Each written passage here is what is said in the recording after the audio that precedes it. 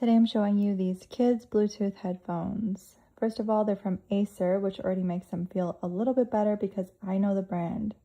But these are specifically made for kids, and the moment I took them out of the box, I could tell they were designed with kids in mind, not just shrunken down adult headphones.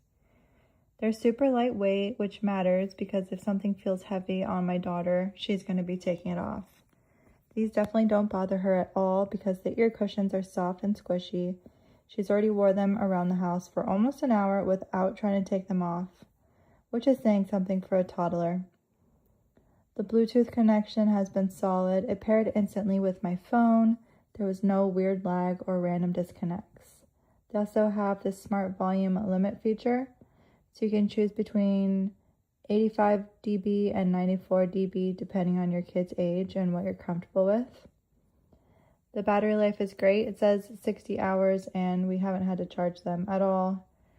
So I definitely recommend these. Thanks for watching. I hope this was useful.